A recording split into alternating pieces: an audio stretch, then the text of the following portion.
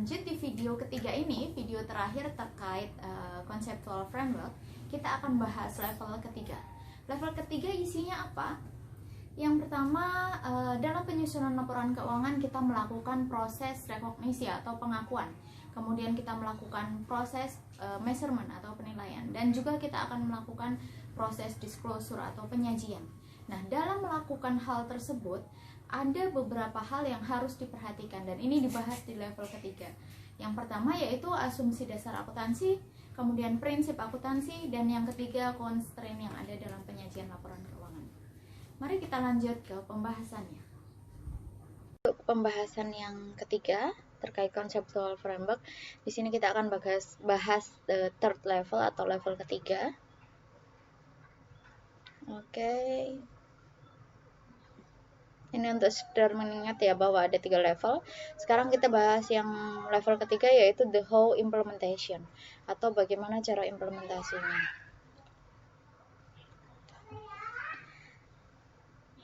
Di sini ada 3 konsep yang akan dibahas. Yang pertama rekognisi, kemudian measurement, dan disclosure. Oke, kita bahas satu persatu. Yang pertama rekognisi atau recognize merupakan suatu tindakan dari akuntan untuk mencatat atau mengakui suatu transaksi. Kemudian di sini juga dimungkinkan adanya peralihan hak dan kewajiban, baik dengan misalnya nih dengan supplier, dengan customer, seperti itu. Kemudian yang kedua adalah measurement atau pengukuran. Nah, ini merupakan perhitungan data-data ekonomi dengan dalam bentuk moneter atau uang, course, currency, atau bisa juga dalam bentuk jam atau entitas yang lain. Di sini contohnya, jika perusahaan itu menggunakan unit pengukuran yang standar atau sama, akan memudahkan bagi perusahaan tersebut untuk melakukan komparasi dan evaluasi. Misalnya untuk produksi, mereka pakainya unit per unit. Kemudian produksi berikutnya pakai economic measurement-nya pakainya batch. Di sini kita produksi 30 batch. Kemudian padahal bulan lalu itu pakainya unit perhitungannya, misalnya 100 unit. Nah, ini hal yang sulit dibandingkan. Artinya kita harus konversi dulu ke standar yang ke measurement yang sama, baru kita bisa melakukan evaluasi. Nah, disitulah dibutuhkan adanya measurement yang terstandar. Kemudian ketika kita menggunakan measurement secara konsisten, maka data-data yang dihasilkan itu jauh lebih akurat. Kemudian lebih mudah untuk dianalisis. Selanjutnya terkait disclosure atau penyajian. Ini merupakan rilis informasi yang dirilis oleh perusahaan kepada pengguna, baik investor, kreditor, dan lain sebagainya menggunakan laporan keuangan mereka. Dan di sini perlu digarisbawahi bahwa ada equal access, ada akses yang sama untuk pihak-pihak yang membutuhkan tersebut. Jadi tidak ada akses khusus, informasi yang hanya tersedia untuk pihak A, B, C, seperti itu. Oke, kemudian juga terkait disclosure ini, informasi itu harus disampaikan, baik itu positif ataupun negatif. Jadi harus disclose semuanya apa adanya. Kemudian juga dikatakan bahwa disclosure ini timely-nya harus tepat. Jangan sampai disclose itu tidak sesuai dengan atau terlambat misalnya. Itu terkait penyajian. Nah, di dalam level ketiga nih atau third level ini nanti ada 3 hal, yaitu assumption, principle, dan constraint. Pertama kita bahas assumption dulu, ada apa saja. Yang pertama ada economic entity, going concern, monetary unit, periodicity, dan accrual basis. Kita bahas satu persatu. Yang pertama, economic entity. Apa sih ini? Ini adalah asumsi yang digunakan oleh akuntan yang menjadi guideline atau panduan agar akuntan bisa memisahkan antara transaksi pemilik dengan transaksi perusahaan. Harus jelas. Walaupun memang jika perusahaan itu berbentuk perseorangan, milik perseorangan, secara hukum memang kepemilikannya tidak terpisah. Tidak seperti bentuk PT. Kalau bentuk PT, kepemilikan sudah terpisah secara hukum.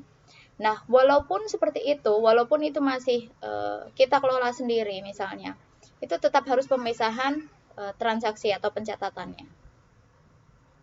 Selanjutnya yang kedua yaitu going concern. Ini adalah asumsi di mana suatu entitas itu mampu mempertahankan atau terus beroperasi dalam jangka waktu yang lama, long life, untuk mencapai tujuannya dan juga memenuhi kewajiban-kewajibannya.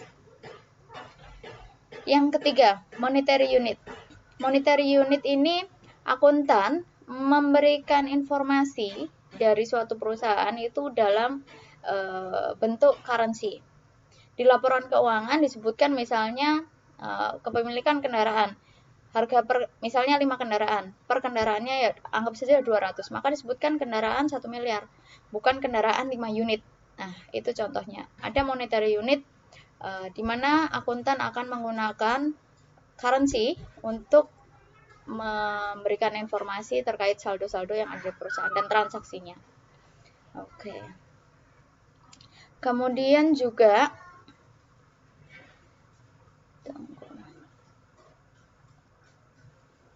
yang keempat, terkait monetary unit tadi, ketika ada suatu hal yang tidak bisa dikuantitaskan secara moneter, maka itu tidak bisa dimasukkan ke laporan keuangan. Karena laporan keuangan pun harus memberikan informasi dengan seakurat mungkin. Contohnya, perusahaan punya tim manajemen yang sangat baik, yang sangat handal. Tim manajemen tersebut merupakan aset yang sangat berharga untuk perusahaan. Namun kita kesulitan untuk mengkuantify aset tersebut. Kita tidak bisa memoneterkan sehingga itu tidak bisa dilaporkan di dalam laporan keuangan. Selanjutnya yaitu periodicity. Itu terkait bagaimana perusahaan membagi aktivitas-aktivitas ekonominya, memasukkan atau mencatat aktivitas ekonominya ke dalam periode-periode tertentu. Dan di sini juga ada pembagian atau divide up periode yang panjang ke periode yang lebih singkat. Ini lebih banyak gunanya untuk evaluasi, monitoring, kemudian untuk planning juga ke depannya. Bisa dalam mingguan, misalnya untuk laporan produksi, bulanan, laporan keuangan, dan lain sebagainya. Kemudian asumsi yang terakhir terkait accrual basis. Accrual basis itu merupakan pencatatan transaksi di periode di mana event tersebut terjadi. Terkait accrual basis akan dibahas lebih lanjut lagi ya.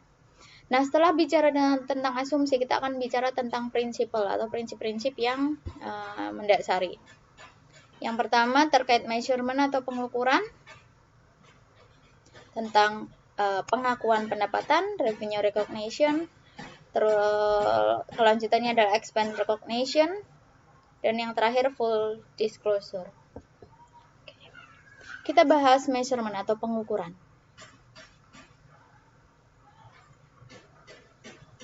Pengukuran di sini merupakan nilai, berapa sih nilai atau nominal yang harus dicatat untuk suatu transaksi atau suatu akun misalnya. Atau anggap saja aset lah ya, sebagai kita ambil contohnya. Ini ada dua, yaitu historical cost dan fair value. Untuk historical cost sendiri itu merupakan original cost atau biaya asli yang dikeluarkan oleh perusahaan pada saat mengakuisisi atau memperoleh aset tersebut. Jadi misalnya tahun 1900 sekian dapat aset harga 50 juta, ya itulah yang nilai yang dicatat. Nah, kebalikannya fair value itu merupakan nilai pasar sekarang atau nilai jual hari ini. Kedua metode tersebut masing-masing memiliki kelemahan dan kelebihan. Dimana kalau misalnya kita pakai historical value, nilai positifnya adalah kita lebih berhati-hati. Itu adalah cara yang konservatif. Kemudian itu cara yang mudah untuk dihitung karena ada dasar invoice yang misalnya seperti itu. Nah, kekurangannya adalah bisa jadi itu tidak tepat angkanya. Karena dalam berjalannya waktu, misalnya nih suatu aset, dia akan berubah. Dia akan berubah nilainya, bisa menurun atau mungkin malah bisa. Sedangkan untuk yang fair value, itu nilai positifnya adalah merupakan nilai saat ini, nilai jual saat ini. Jelas jika kita bisa mengetahui nilai jual saat ini, maka nominal yang dicantumkan adalah nominal yang menunjukkan aset tersebut apa adanya. Tapi itu akan menjadi sangat beresiko ketika harga suatu aset misalnya itu tidak stabil. Maka keakuratan kita menentukan harga atau fair value-nya itu menjadi lebih sulit. Oke, itu terkait measurement. Kemudian revenue recognition. Merupakan kondisi spesifik untuk mencatat atau mengakui pendapatan perusahaan itu kapan akan diakui dan bagaimana perhitungannya. Di sini terkait nominalnya. Kapan itu berarti timingnya. Kapan timing kita bisa mengakui pendapatan tersebut. Kemudian yang kedua, bagaimana cara penghitungannya. Terkait nominalnya. Berapa sih yang sudah bisa kita akui sekarang? Berapa yang masih kewajiban kita? Seperti itu. Contoh paling simpelnya terkait revenue recognition ini misalnya penjualan tunai. Penjualan tunai itu paling gampang ya. Kita tahu kapan akan mencatat pendapatan tersebut. Sampai kondisi yang paling kompleks. Yang paling kompleks terkait revenue recognition ini akan dibahas di beberapa materi mendatang, yaitu misalnya adalah kontrak pembangunan atau konstruksi. Konstruksi dilakukan beberapa bulan atau berapa bulan. Dan dalam pengakuannya itu pun ada metode-metode atau cara bagaimana perusahaan bisa mengakui pendapatan atas kontrak konstruksi tersebut. Selanjutnya, terkait pengakuan biaya.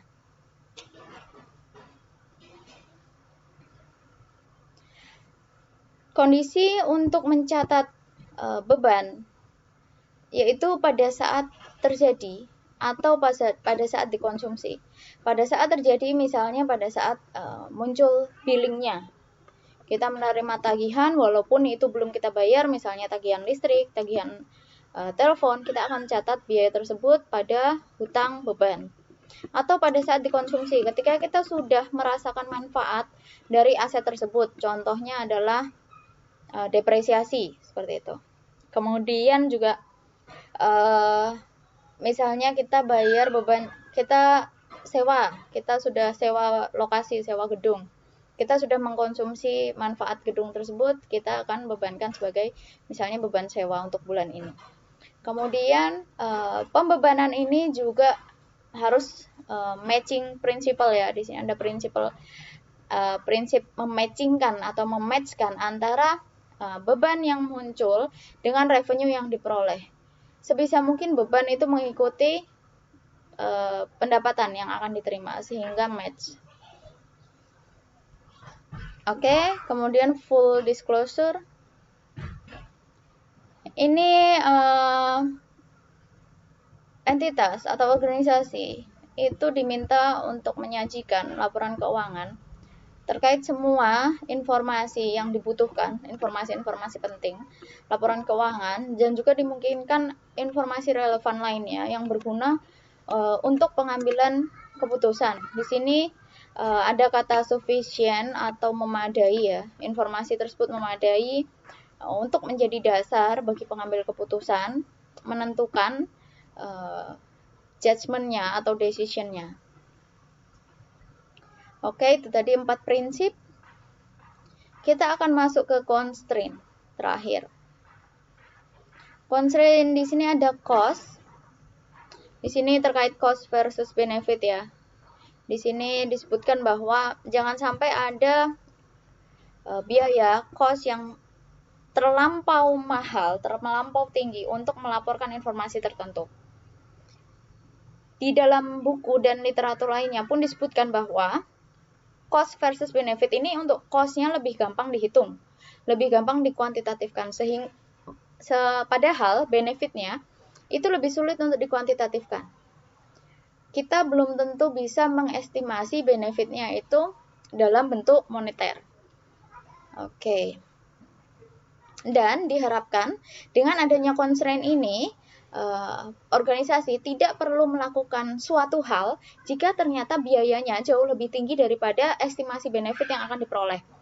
Contohnya, ketika perusahaan itu masih menggunakan sistem manual untuk pencatatan akuntansinya, maka tidak perlulah repot-repot sulit mencatat, menghitung depresiasi harian, misalnya seperti itu. Karena benefit yang diperoleh dari kita menyajikan depresiasi per hari itu, hitungannya per hari gitu maksudnya, itu dengan benefit yang akan diperoleh oleh pengguna informasi. Lalu kita buat ya udah depresiasi bulanan saja. Contohnya itu. Kalau pakai sistem, sudah dihitung oleh sistem ya, kita tidak bicara itu lagi. Oke, selanjutnya. Materialitas. Ini merupakan threshold atau ambang batas. Ambang batas ini bisa dibilang suatu nominal tertentu yang dibuat oleh atau menjadi kebijakan oleh perusahaan atau dihitung oleh perusahaan. Ini juga erat kaitannya, sering dipakai di audit ya, tapi untuk kali ini kita lebih ke arah ke kebijakan perusahaan. Sebagai contoh, di ambang batas tertentu transaksi A akan diperlakukan seperti ini. Di ambang batas tertentu transaksi A akan diperlakukan seperti apa. Sebagai contoh simpelnya, kas kecil. Kas kecil ada ambang batasnya. Misalnya ditentukan ambang batasnya adalah 500.000. Maka transaksi di bawah 500.000 itu akan diperlakukan sebagai kas kecil. Artinya, kasir tidak perlu atau akuntan tidak perlu mencatat perintilan atau detail dari transaksi-transaksi dengan nominal di bawah 500.000. Kemudian misalnya juga kebijakan terkait aset. Misalnya ada perusahaan yang menentukan bahwa pembelian aset di bawah harga 1 juta itu akan dibiayakan. Dibandingkan dengan, ini terkait cost tadi juga ya, dibandingkan dengan dikapitalkan. Karena ketika dikapitalkan harus didepresiasi dan lain sebagainya. Nah, ini kebijakan masing-masing perusahaan. Bisa jadi itu perusahaan yang sudah sangat besar sehingga aset di bawah sekian, pembelian aset dalam bentuk sekian, kemudian dibiayakan. Nah, itu bisa jadi salah satu contohnya. Oke, kita sudah belajar tentang conceptual framework, di mana ada 3 level di dalamnya, sudah dibahas terkait basic objektifnya, sudah dibahas tentang kualitatif karakteristik dan elemennya. Kemudian level ketiga ini kita belajar tentang prinsip, asumsi, dan constraint.